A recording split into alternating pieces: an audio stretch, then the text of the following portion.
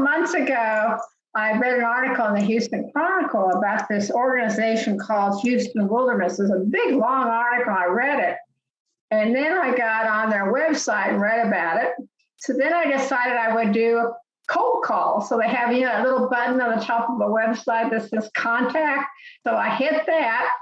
And the person that responded was Deborah. I was so pleased. And so I said, would you be interested in talking about what you all are doing with native trees at our chapter meeting? And she said, sure. So we worked that out. It was really nice that an article in the paper ended up with a presentation. On that website, they talk about some areas that are in our region, which includes Morgan's Point and Shore Acres. They have been planting trees in those areas. So it really relates to what we have right here. Deborah went to the University of Texas at Austin, got her degree, Bachelor's of Arts, and then went on to the University of Houston Law School, where she got her JD. She has spent many years working with the local communities, legislatures, Congress, and various community organizations. So she has a deep involvement in our community in Southeast Texas. One of the areas that she talks about is the work with the Greater Houston Partnership. As a member of NASA, I went to a couple of Greater Houston Partnership meetings, and one of them was on how to make Houston a desirable city to move to.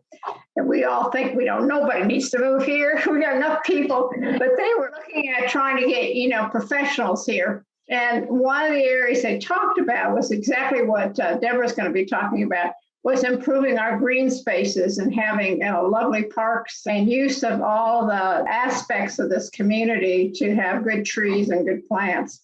So it really fit in. So I thought maybe she had primed them for that talk because it was really interesting. She is now the president and CEO of the Houston Wilderness Organization, and I'm sure she will share with us their many websites and publications. So Deborah, welcome. Okay, yeah, I'm Deborah January-Bevers, President and CEO of Houston Wilderness. I recognize some of the names that are attending tonight, Wendy included. So hi, Wendy. We do have a variety of initiatives. I'm going to concentrate mainly on our Port of Houston trees and our regional conservation plan initiatives. We do have some other ones, including our Texas Monarch Flyway strategy, which several of you have been involved with in the past. And that program is still going on. It's what it sounds like. It's to assist the monarch by adding as much pollinator habitat as possible and including in all those pollinator habitats native milkweed.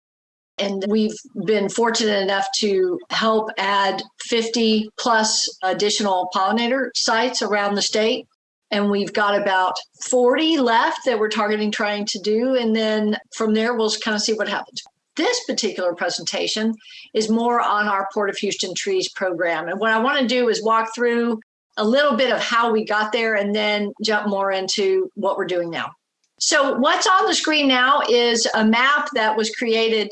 Houston Wilderness is about 18 years old now, and the organization was founded by business leaders, some nonprofit civic leaders, and governmental leaders who recognized that while we have over 100 plus different, organizations, all working on different aspects of our very diverse ecology, there was really not an organization concentrating on all 10 ecoregions and how they interact with each other. So that was generally the idea. Our mission is protect and preserve the 10 distinct ecoregions in the 24 plus county area. We are a public policy organization, although we do some projects under our collaborative grant organizing program, but generally it's more initiative based. So here's a map of the 10 ecoregions. When I talk to groups like this, it's always great because I don't have to go into a lot of detail. You are probably likely already pretty familiar with all 10 ecoregions and what they do and how they do it. And as a little bit was discussed with just that one species earlier in your meeting, the list of species, both from grasses, forbs, trees, is really phenomenal for our region, really unique. So many regions don't have anywhere near as many species. And so it really makes it a lot of fun if you really want to get into knowing and learning a lot more about our region. So you're going to hear more about that from tree species perspective in a little bit. Before I go into the Port of Houston Trees program, one thing we did about 7 years ago at the request of kind of a broad group of environmental and governmental agencies was we wanted to create the first ever regional conservation plan. One had not existed before, and this is still pretty much the one out there. There's some smaller area ones, but in terms of a large multi-county conservation plan, this is the one we got.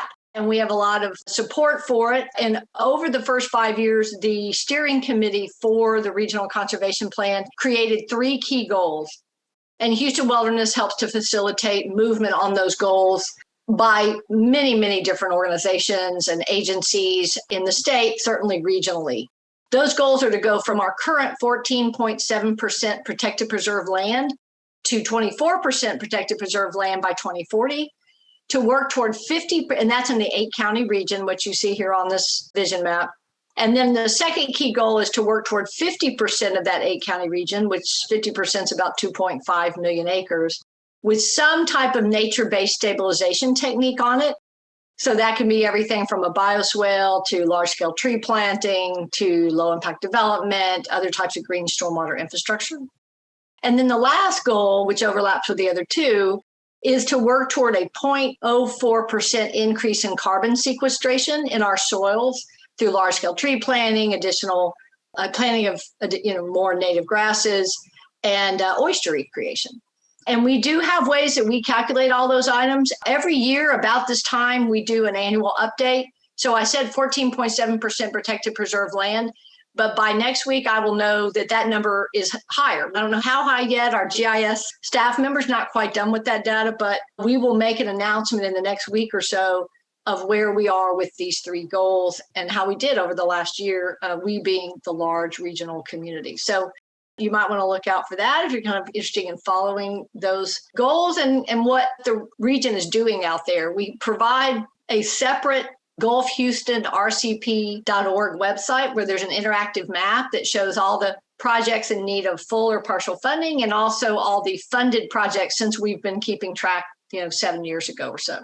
So it's very interesting to kind of see where things are, what's happening, where it's happening, what still needs to be happening, that kind of thing. We have one-pagers both on our website and on that RCP website that gives you what we call tools in the resilience toolbox of ways that individuals and organizations can help move us toward those 3 key goals.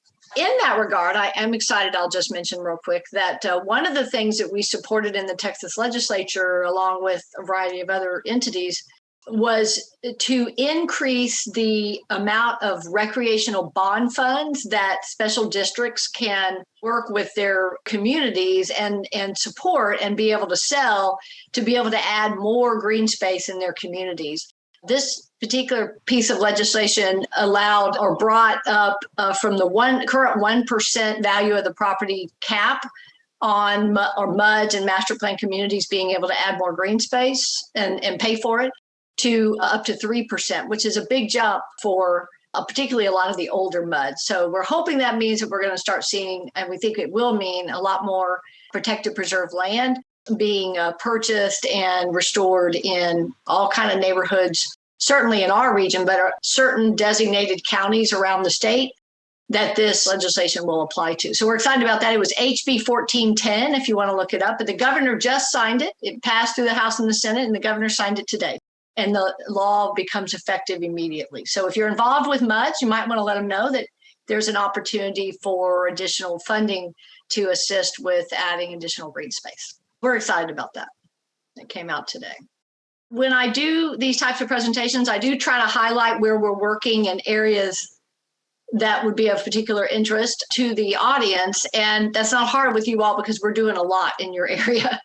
This, of course, is an example. This is Exploration Green. This is one I love to highlight when I'm talking not only about the first key goal of more protected preserved land, such as this situation where the golf course was converted into this fabulous filtering and water holding system that also serves as recreation. But I also like to show it for the second key goal to show an example of a really good nature-based stabilization technique and how it can work and what it can do to help prevent flooding in nearby neighborhoods.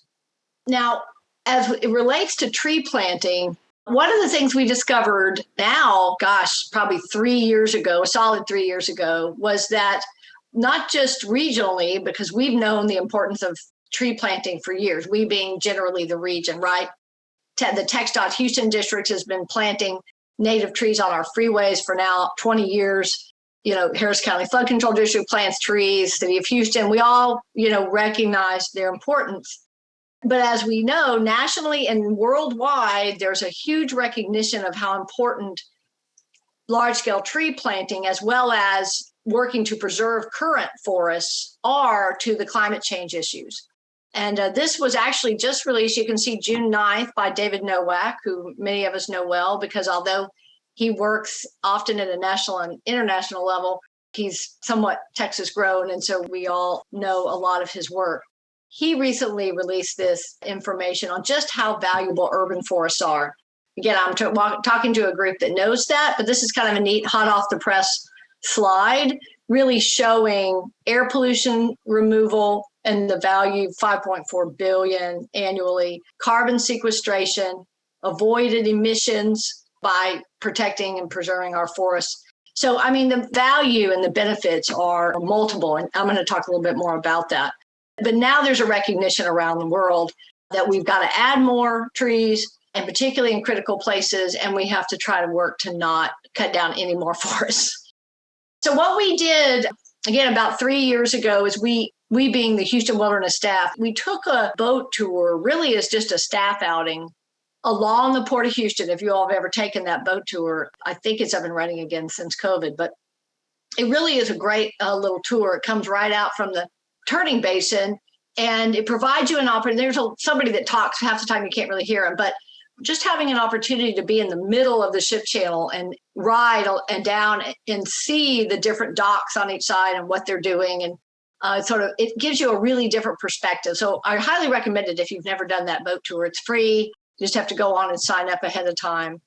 But what we discovered in that tour was that there's a lot more green space on each side along the ship channel than you realize when you're, because most of it is you have to access through locked gates. So you don't really see it unless you're in the water. So we approached Port Houston and asked them if they would be interested in looking at doing large scale tree plantings on lands within the ship channel. And they were very interested in that. From that sprang an effort to see not only where we could plant, but what species would be best to plant. And so fortunately, unlike a lot of our native grasses that don't really have a lot of good ecosystem services information right now, we just don't have all that data, but I know there's groups working on it. For trees, we have two resources, both iTree, but then U4 as well, that allow us to be able to take our almost all of our native tree species. There's a few we didn't have, but mostly we could get all of them, as you can see here in this list. We chose a 10-year DBH, diameter breast height, and then we were able to calculate, based on that 10-year DBH, what the ecosystem services values for water absorption, greenhouse gas absorption, and carbon sequestration, and VOC emissions were for each of the tree species. And then once we had that data, we had 2 Rice graduate students working with us. Then we actually ranked the tree species from highest to lowest in all of those categories. And based upon that ranking, we then said, are there a dozen or so trees that fit at least 2 of the categories, if not all 3 of the categories of water absorption, greenhouse gas absorption, and carbon sequestration. And we actually came up with originally 12. It was a nice dozen. We've since added 2 that were very close and we felt just needed to be added because the popularity in these 14 trees is growing. And we titled those the super trees. The lingo's gotten out there a bit, which is great. And so and I'm going to go into depth on the 14 super trees for you guys, but so those are the trees that we have concentrated on planting in a large scale along the Port of Houston. I'm going to show you all mapping of where we're doing all that kind of fun, good stuff. This is just a little bit close up to show you of all those tree species. And all this is on our website, by the way, so you're welcome to look at it and use the data and use it to calculate ecosystem services. So this kind of gives you a little bit closer up idea of the different trees that ranked high. A lot of people might be surprised, you might not, but the live oak is way up there. Of course, it doesn't lose its leaves most of the time, and it's a hardy tree, and so it's got a high absorption of carbon, high absorption of water and greenhouse gas. I mean, it's just the number 1 super tree, quite frankly. But then the other oaks are the willow oak, The water oak and the laurel oak are on our super tree list. And then the river birch does well. It's a high absorbing tree. The green ash, the white ash, the slippery elm is a nice high ranking ecosystem service tree, but you cannot find that commercially. So we've been talking to landscape architects about trying to change that and make that more accessible again. The Texas Forest Service has said we don't really have the Dutch elm issue down here, so we would like to be able to introduce that a lot more. The American elm is also on the list, the American sycamore. The black walnut ranks high, but that comes with some additional issues. So we did not include any fruit or nut trees. So that one is not on our super tree list, but it's a good one. It's a high ranking.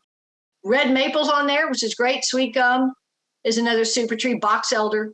And I'm going to go into some more detail, but that kind of gives you an idea of how we chose those 14 super trees. So let me just kind of walk through these a little bit in more detail.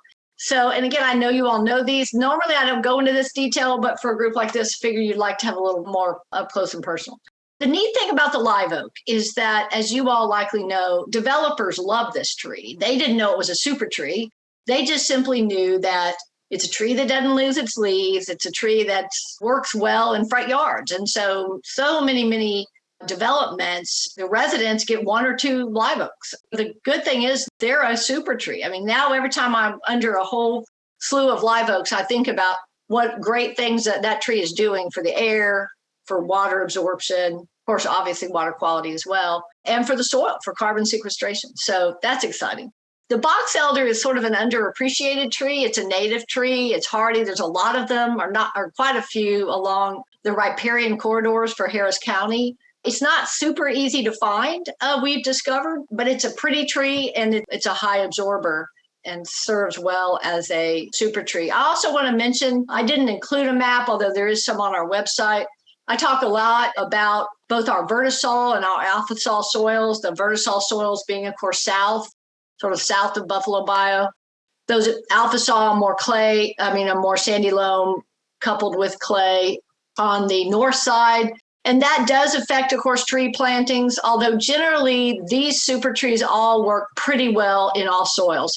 The loblolly is somewhat the exception. It really does prefer the sandier soil, as you all likely know, and I'll get to that loblolly in a minute.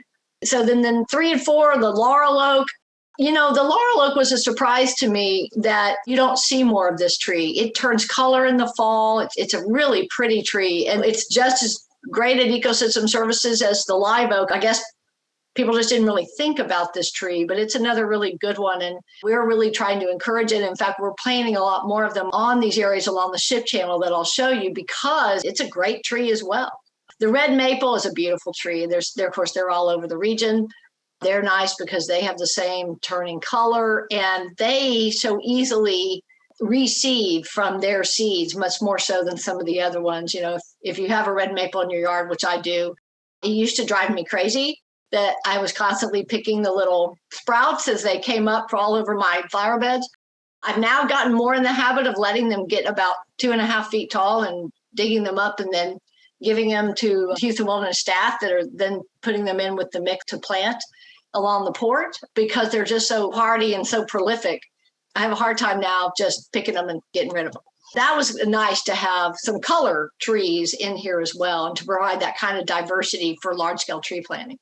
The river birch, it can be a little bit more finicky. It is another really beautiful tree, but we have found in both types of soil, it's working fine.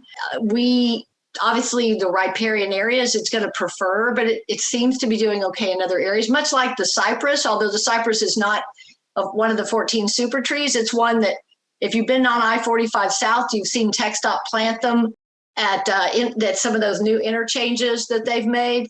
And I guess there's enough rain down that way that even though those otherwise are dry areas, cypress seem to be doing okay in that. The American elm's a nice tree. Again, I think it's a little bit underappreciated, but we're trying to change that with more education on the American elm. And we don't have the elm disease problem that other parts of the country have.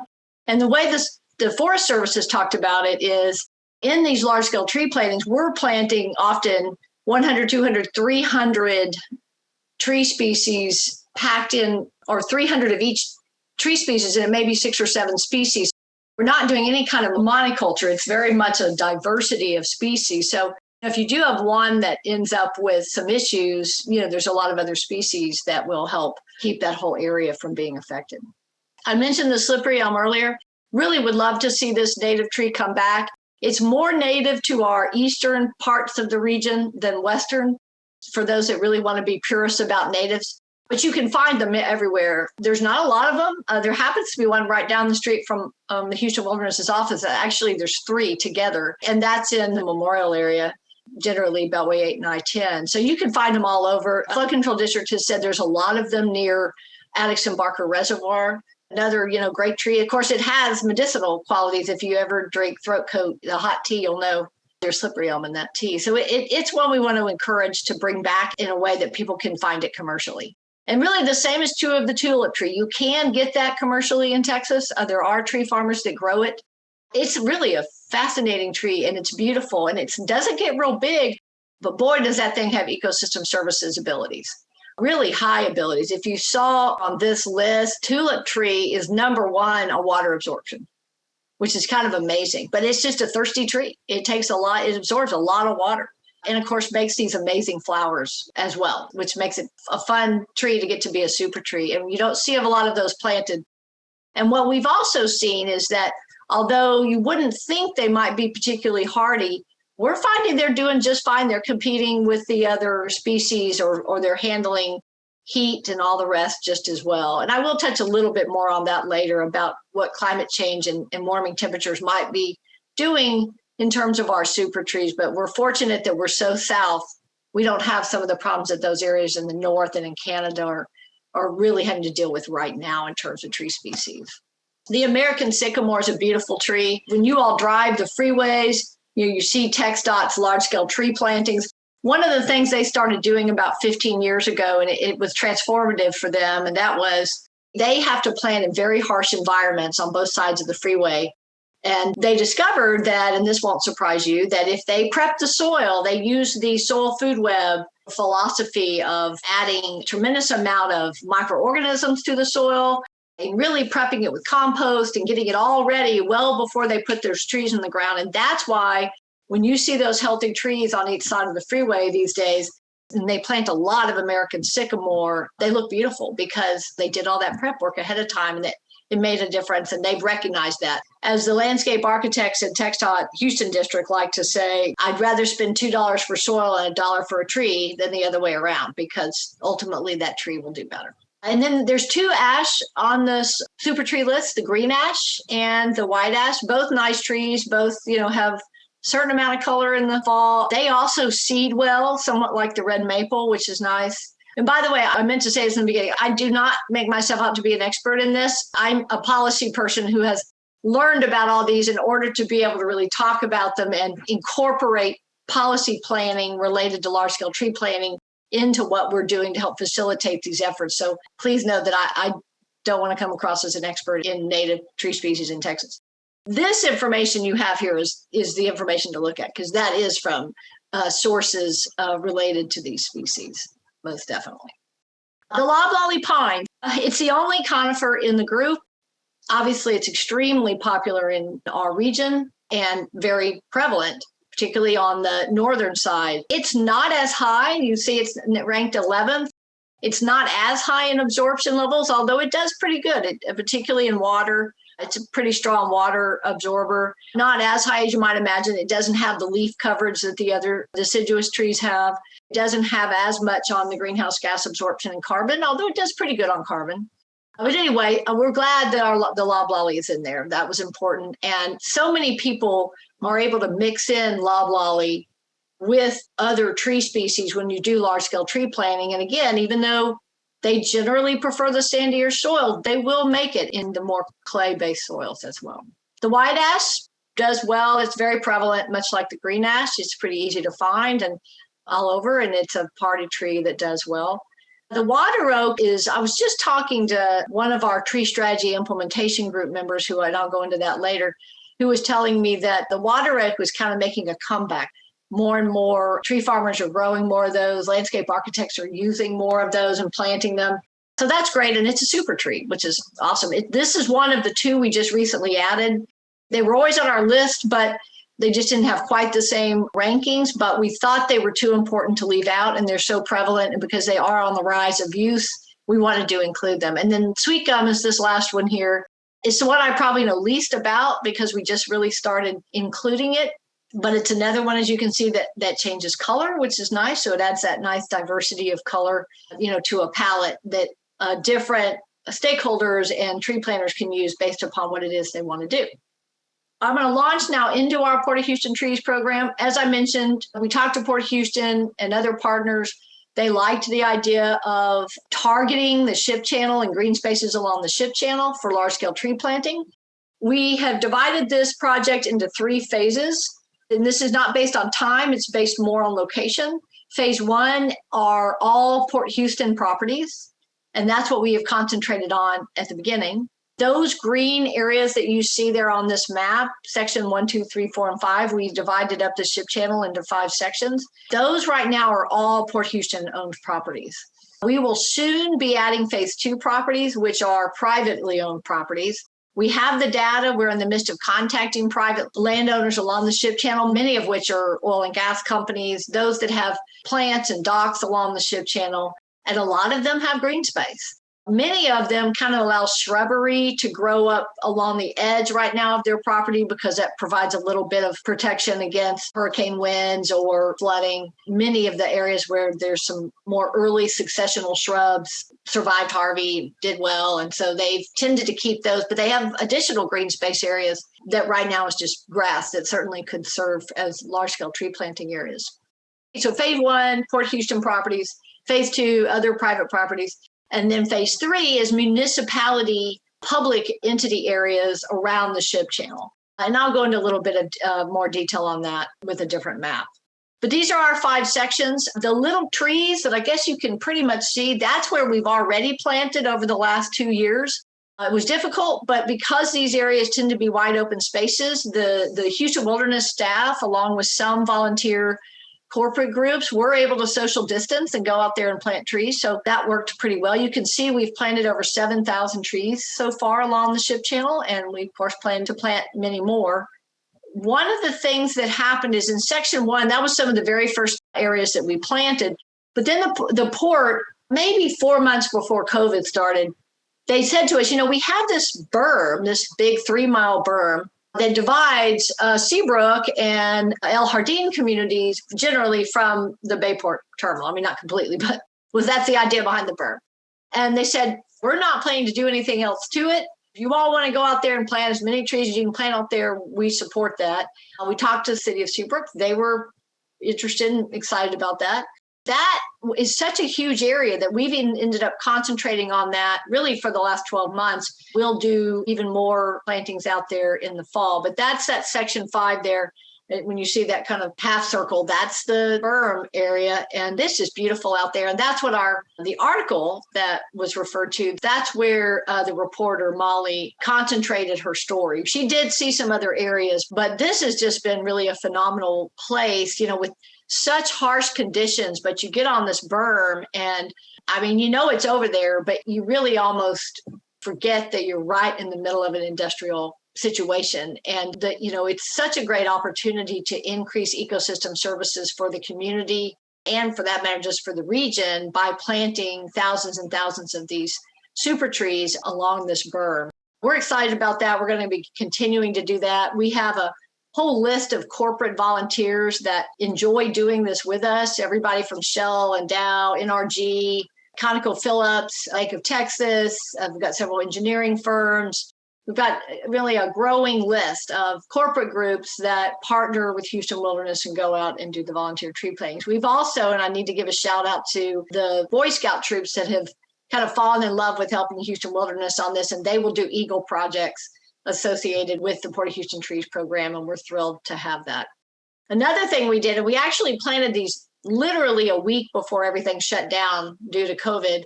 We have also planted along Bar Harbor, and these were kind of bigger trees, but they are the super trees, and those are a picture of us doing that there. And then the other, we have not yet planted at Morgan's Point. We had planned a big planting there, and then the port decided they might be doing something a little different with their dredging with their big dredging widening project. And so they've put us on hold for Morgan's, but I know you all probably know what area of Morgan's Point I'm talking about. I mean, it's a huge, just nice open green space. It would be amazing to have trees on. So we're kind of on hold to see what the port decides to do before we can go in and do that. But we are talking to the city of Morgan's Point about doing some things in the municipality as part of in that phase 3 category. And then we're going to have some private properties along all these areas that we may be able to do, and we're hoping to do tree planting on their lands and whatever size might be possible. The other thing I want to mention is that, did I say Bar Harbors? Harborside. This is those trees along there, but this picture is another picture of the berm. This picture you can see, of course, the Bayport Terminal really well. This one you don't see it as much because this is on that one side right along in here. But as you make the curve like this to go toward Old 146, it looks more like this. You don't even see the terminal, which is, pretty cool. Anyway, the other thing we're doing in conjunction with this, we have a grant to do some longer term avian observations of how an area so close to an industrial area, how migratory birds patterns might change in this area with the addition of all these thousands of trees. And so we started last summer in July. We do a fall observation and a spring one. We just finished the spring observation. We'll do it again next year and then the year after that. And we're already seeing a phenomenal number of migratory birds come through here. That's probably not going to surprise you. They're not real picky. If they can find something that will give them various aspects of habitat that they need, I don't think they really much care that it's next to a Bayport terminal. But we are seeing an increase in migratory birds as more and more trees are planted, and there's just more habitat there for them to work with. There's other wildlife on the berm. There's deer. We've seen coyotes, armadillo, rabbits, so there's sort of a full gamut out here, which is really neat because you wouldn't necessarily think that would be the case again, so close to an industrial area. I just wanted to show you because I understand you all are doing some neat things at Bayside Park. So this is the berm, this red area where we're doing the plantings. The way our grant works for this program, is as long as it's an area along the ship channel, it pretty much counts and it can go into any of those 3 phases. So if you all find that you would like some of those 14 species, because that's part of the grant, but this is along the ship channel. So if you all have an interest in some native trees, we can likely incorporate it into our grant and we can give you some for free. So, and also help organize a volunteer tree planting if you're interested. So anyway, I just wanted to point that out if there was any interest. So you all may already have all that covered, but if you don't, feel free to reach out. We're glad to incorporate that in. Obviously, that would fall under phase 3. But again, that's based on location, not timing. The other thing that we facilitate that started happening after we created the Port of Houston Trees program, and that is that as you all likely know, the city of Houston created the Resilient Houston Plan, kicked it off in 2020, January of 2020. They've now have 1 year under their belt of working to accomplish those goals under the Resilient Plan. I was part of a large, as some of you on this call may have been, a part of the sort of the big group involved in helping create that Resilient Houston Plan.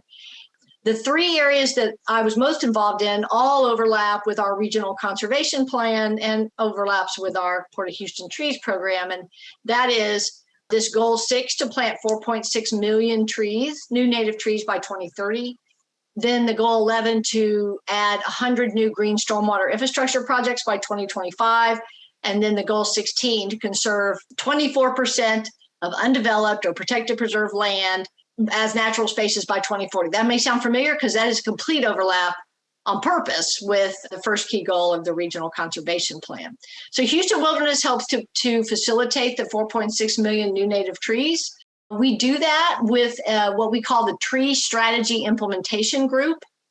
That group is made up of all major tree planting stakeholders. So TxDOT, Houston District, Flood Control District, Harris County, HGAC, the 3 larger landscape architect firms are all represented, SWA, Clark Condon, and Asakura Robinson. We've got members of the mitigation bank companies that do a lot of the larger mitigation banks in the region. They plant a lot of trees. Trees for Houston is on there. And then the larger parks that are doing tree planting are on there. And so we're able to really bring together data on how many trees are being planted every year by all these different entities, in addition to just generally what gets sold by retail establishments like, the Houston nurseries and that kind of thing. And then we have a connection with a lot of the local tree farmers. So we're talking to them, the master plan communities, we've got connection with them and what they're planting. And so we're able to keep track of that. And what we're discovering is that we can make this goal. We can make 4.6 million new native trees by 2030. So we're excited about that. And that data will be released to the public here in about 30 to 45 days.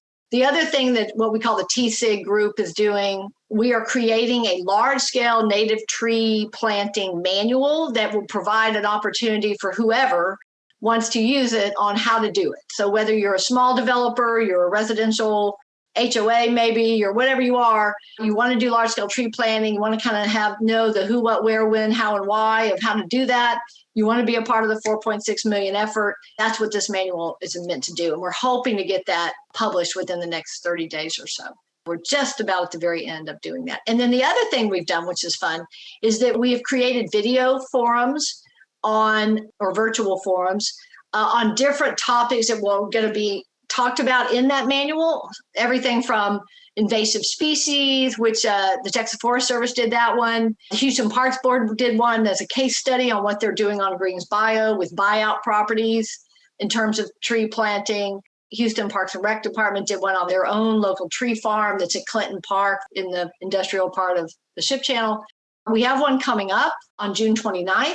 I don't have the link here, but I'll provide it to you all and it can get sent out to you to register for that a video forum if you would like, virtual forum. The Flood Control District is going to talk about large-scale tree plantings on riparian corridors and the different species. They actually use a lot of super trees in their plantings, as well as some other ones, but a lot of super trees. So he's going to show both riparian bank areas where they are doing tree planting, and then also, and this is a picture of actual detention areas where they are doing tree planting in the detention bed. That is still a growing concept for use of detention areas.